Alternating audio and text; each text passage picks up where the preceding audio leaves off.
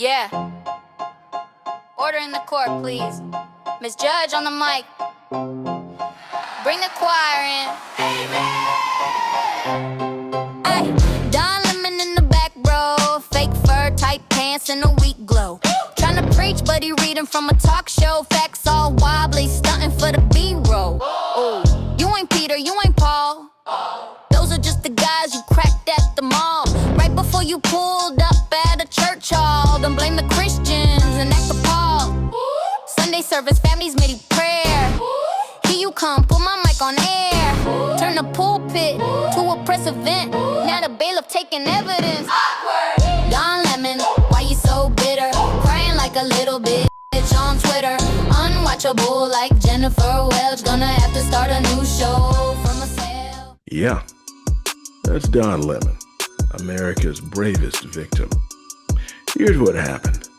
Don Lemon, former CNN anchor, current YouTuber, was arrested by federal agents in Los Angeles while covering the Grammy Awards. 1 minute, he was asking pop stars about healing energy. The next minute, he's leering at what hands behind your back means. That's not growth. That's character development.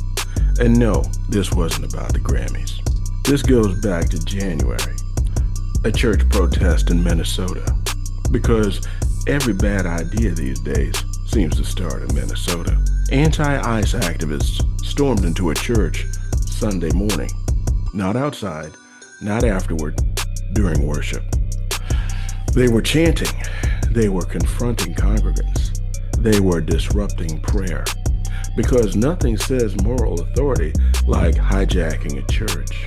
And standing right there, phone out, live streaming the whole thing, was Don Lemon, embedded with protesters, narrating the chaos, interviewing agitators outside the sanctuary.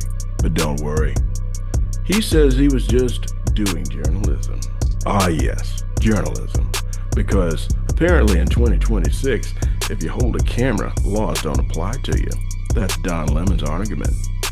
Not that he didn't do it, but that he shouldn't be accountable because he filmed it. That's not journalism. That's a get out of jail free card with a microphone. The DOJ charged him under the FACE Act and potentially the KKK Act of 1871. You know, the law meant to stop mobs from intimidating people out of their civil rights. Progressives loved those laws when they were used against pro-life protesters who were quietly praying. That was justice. But now, when left-wing activists disrupt a church, suddenly the law is fascism because Don Lemon got caught. That's not principle. That's tribal immunity. Because Don Lemon's logic, if it holds, if you want to block a church, just live stream it. If you want to disrupt a service, call it embedded reporting. If you want to intimidate people, narrate it calmly. And now it's journalism. Plan it in advance, live stream the meeting, and boom, it's a documentary. Congratulations, crime is legal if you press record. Under this logic, civil rights laws don't protect citizens. They punish people who forget to charge their phones. Lemon's defender says he wasn't participating. Really? He entered with the protesters. He amplified their message. He interviewed them mid-disruption. And if that's not participation, then neither is a getaway driver. At that point, journalism isn't journalism. It's activism with a better audio. That's not a reporter. That's a hype man with a press pass. The First Amendment protects news gathering, not law breaking. No one is above the law. Not activists, not politicians, and certainly not journalists who think a camera turns misconduct into content. Because the minute journalism becomes a legal shield, we no longer have free speech.